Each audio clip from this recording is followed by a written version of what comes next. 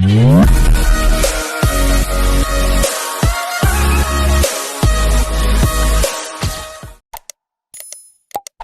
में आप सभी स्टूडेंट पढ़ने जा रहे हैं हाइड्रोजन स्पेक्ट्रम। इस क्लास को करने से पहले आप सभी स्टूडेंट को दो कॉन्सेप्ट जानना होगा। पहला कॉन्सेप्ट कि कोई इलेक्ट्रॉन हाइड्रोजन एटम या किसी भी एटम के किसी भी ऑर्बिट में है, एक ऑर्बिट से दूसरे ऑर्बिट में जाता है तो या तो एनर्जी का इमिशन करता है या तो एब्जॉर्प्शन। इमिशन तब करता है जब हायर से लोअर में आता है, और जब लोअर से हायर में जाता है तो एब्जॉर्प्शन करता है। यहाँ पर ये कॉन्सेप्ट जानने के बाद आपको बता दें कि जब कोई इलेक्ट्रॉन हायर से लोअर में आता है तो एनर्जी का इमिशन लाइट के रूप में करता है, और इसी लाइट को जब प्रिज्म होकर गुजारते हैं तो एक स्पेक्ट्रम डेवलप होता है। तो यहाँ अगर एटम हाइड्रोजन का हो और वहाँ स्पेक्ट्रम डेवलप किया जाए तो उस स्पेक्ट्रम को हम हाइड्रोजन स्पेक्ट्रम कहेंगे। यह हाइड्रोजन स्पेक्ट्रम कैसे पूरी तरह से प्राप्त किया जाता है इसको डिटेल में यहाँ हम समझाने जा रहे हैं। ये है एक डिस्चार्ज ट्यूब जिसमें हाइड्रोजन गैस भरा गया है, और यहाँ पर लो प्रेशर और हाई पोटेंशियल पर इलेक्ट्रिक करंट का सप्लाई कर रहा है। सपोज दैट इस ट्यूब में, डिस्चार्ज ट्यूब में 10 लाख मॉलिक्यूल है, 10 लाख मॉलिक्यूल है, और जैसे ही इलेक्ट्रिक करंट का सप्लाई किया गया लो प्रेशर और हाई पोटेंशियल पर, हाइड्रोजन मॉलिक्यूल डिसोसिएट हो गया दो हाइड्रोजन एटम में। तो अगर 10 लाख मॉलिक्यूल हमने लिया तो 20 लाख एटम जनरेट हुआ। जैसा कि आप जानते हैं हाइड्रोजन का कॉन्फ़िगरेशन 1s1 होता है, तो यानी इसके आउटर ऑर्बिट में 1 इलेक्ट्रॉन होता है। तो सभी हाइड्रोजन एटम पर तो नहीं, लेकिन कुछ हाइड्रोजन एटम पर हम विचार कर सकते हैं कि कोई हाइड्रोजन एटम में इलेक्ट्रॉन फर्स्ट ऑर्बिट में था और वो एनर्जी लेकर ये इलेक्ट्रॉन सेकेंड ऑर्बिट में चला गया। किसी में इलेक्ट्रॉन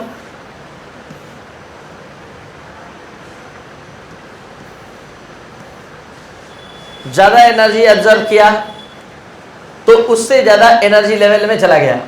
मतलब हम क्या समझाना चाहते हैं, इस वाले में उससे ज़्यादा इलेक्ट्रॉन एनर्जी गेन किया तो ये फर्स्ट से थर्ड में चला गया।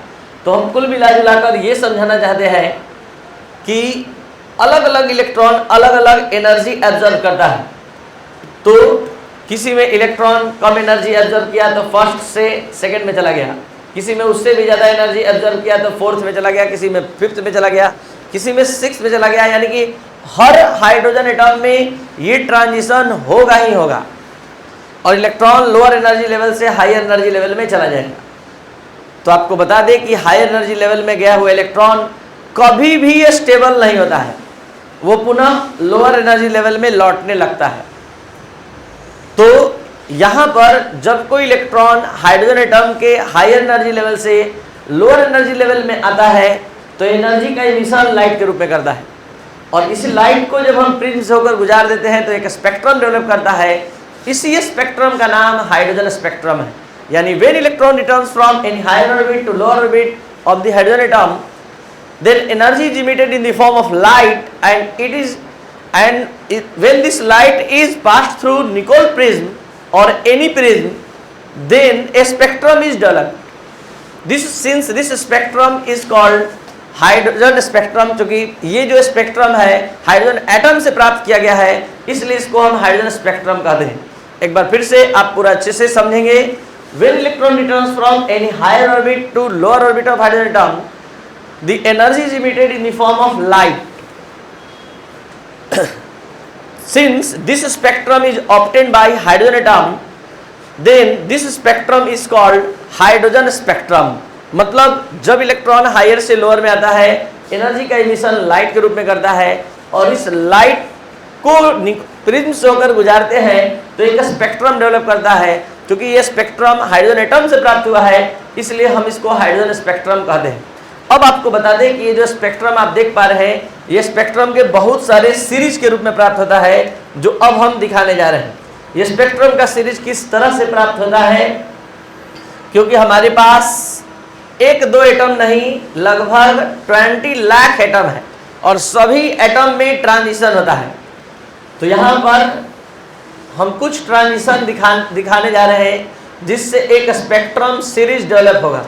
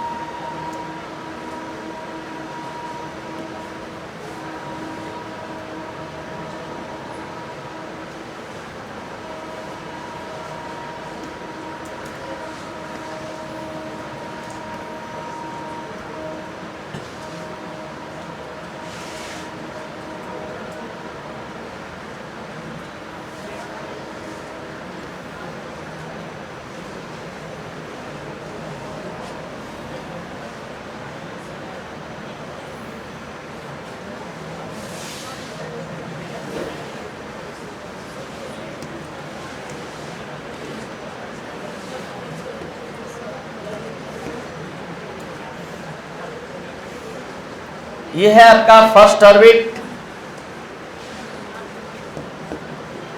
ये सेकेंड ऑर्बिट, ये थर्ड, ये फोर्थ, ये फिफ्थ, ये सिक्स्थ और ये सेवेंथ। एक बार फिर से आपको याद दिला दे कि आप हाइड्रोजन एटम के स्पेक्ट्रम का स्टडी कर रहे हैं और एक एटम में एक ही इलेक्ट्रॉन होता है।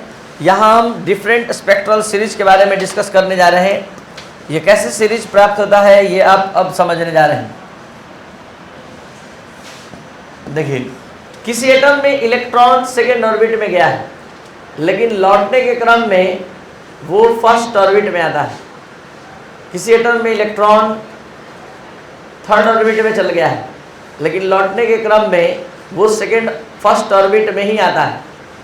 किसी एटम में इलेक्ट्रॉन थर्ड ऑर्बिट में चला गया था, फोर्थ ऑर्बिट में, लेकिन लौटने के क्रम में वो फर्स्ट में ही आकर रुक रहा है। किसी एटम में इलेक्ट्रॉन फिफ्थ ऑर्बिट में चला गया है, लेकिन लौटने के क्रम में वो फर्स्ट ऑर्बिट में ही आ रहा है। किसी एटम में इलेक्ट्रॉन सिक्स्थ ऑर्बिट में चला गया था, किसी में सेवेंथ में चला गया था, लेकिन रिटर्निंग फर्स्ट ऑर्बिट में हो रहा है।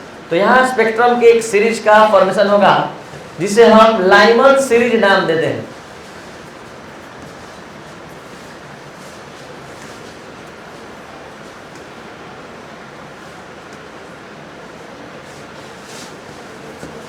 अब इलेक्ट्रॉन, अच्छा आगे बताने से पहले आपको बता दें, ये जो 6 लाइन देख रहे हैं, ये 6 लाइन 6 अलग अलग एटम का है। किसी एटम में इलेक्ट्रॉन सेकेंड ऑर्बिट में था, लेकिन रिटर्निंग उसका कहाँ हुआ? First orbit. किसी दूसरे एटम में इलेक्ट्रॉन कहाँ था? थर्ड ऑर्बिट में, लेकिन कहाँ आया? फर्स्ट में। किसी तीसरे एटम में इलेक्ट्रॉन फोर्थ ऑर्बिट में था, लेकिन रिटर्न होकर कहाँ आया? फर्स्ट ऑर्बिट में। तो जब किसी भी एटम में इलेक्ट्रॉन कहीं रहे, थर्ड में, फोर्थ में, फिफ्थ में, सेवेंथ में, एट्थ में, कहीं भी रहे, लेकिन लौट कर फर्स्ट ऑर्बिट में आएगा, तो वहाँ स्पेक्ट्रम के जिस सीरीज का फॉर्मेशन होगा वो लाइमन सीरीज होगा। हमारा बात और अच्छे से आप समझेंगे जब हम और आगे बढ़ेंगे।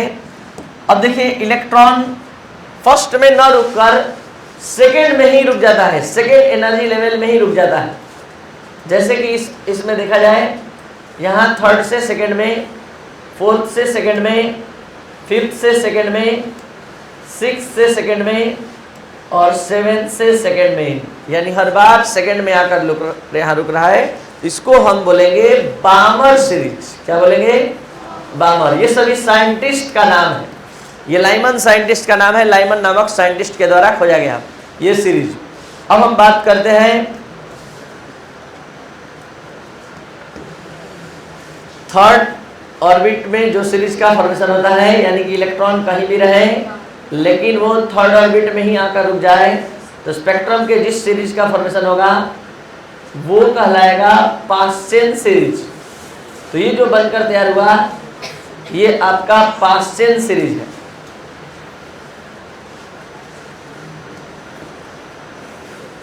पास्चेन सीरीज। और जब इलेक्ट्रॉन कहीं भी रहे, लौटकर फोर्थ ऑर्बिट में ही रुके, फोर्थ ऑर्बिट में,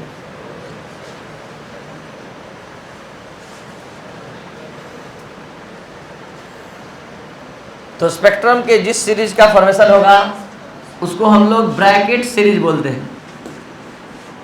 ब्रैकेट सीरीज।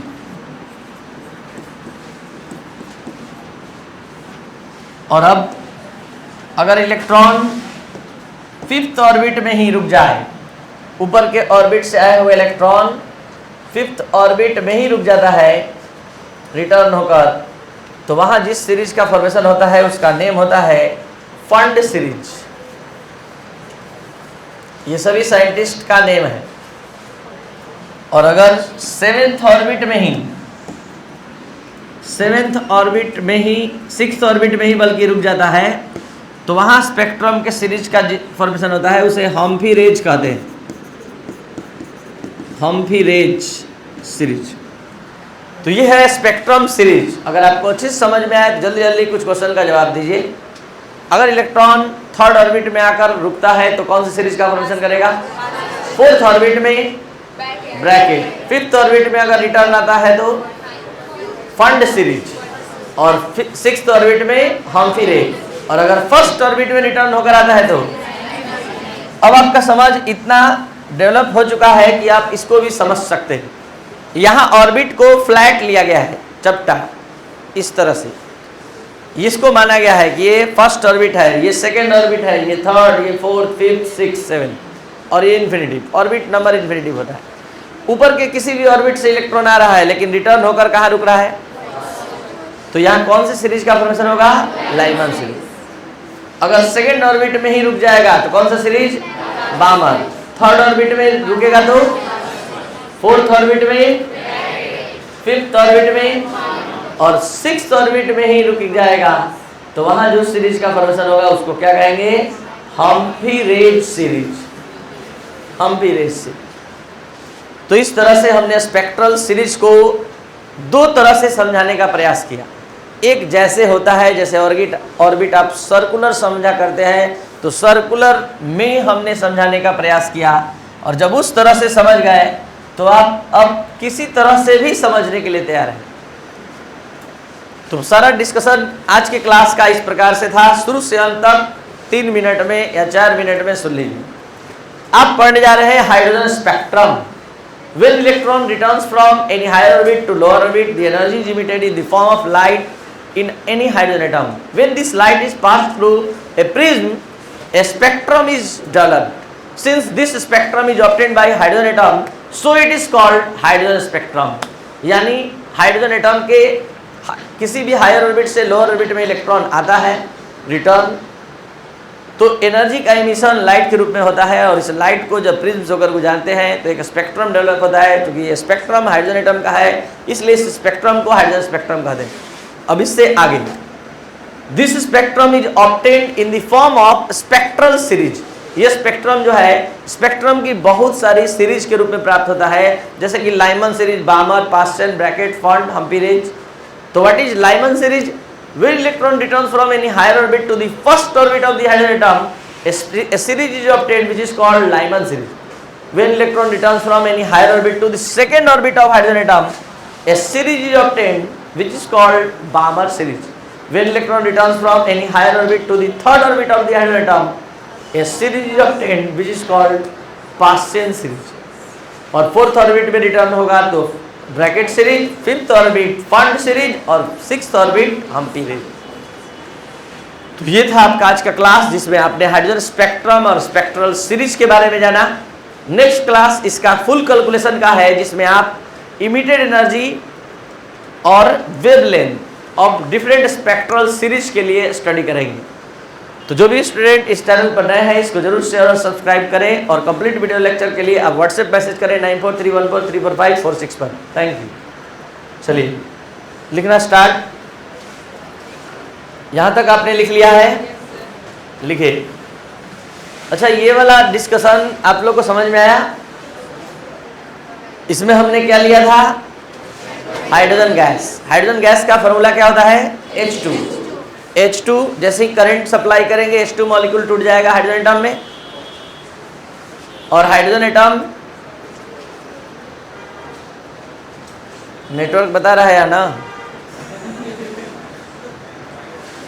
हम बड़ा जल्दी फ्रीक्वेंसी पकड़ते हैं। आज से आए हैं, आप थोड़ा सा ध्यान देंगे समझ में आएगा, क्योंकि सरकारी स्कूल से पढ़ के नहीं आए, प्राइवेट स्कूल से कुछ तो जरूर पढ़े होंगे। तो जब इलेक्ट्रॉन हायर से लोअर में आता है तो एनर्जी का एमिशन लाइट के रूप में होता है, और इस लाइट के सामने प्रिज्म रखते हैं तो स्पेक्ट्रल डेवलप होता है। यहाँ हम ये समझाना चाहते थे कि हाइड्रोजन एटम यहाँ काफ़ी संख्या में है, इसमें से 2-3 हमने दिखाया, और ऐसे ऐसा हमारे पास कितना है? लगभग 20 लाख, 10 लाख मॉलिक्यूल लिए थे।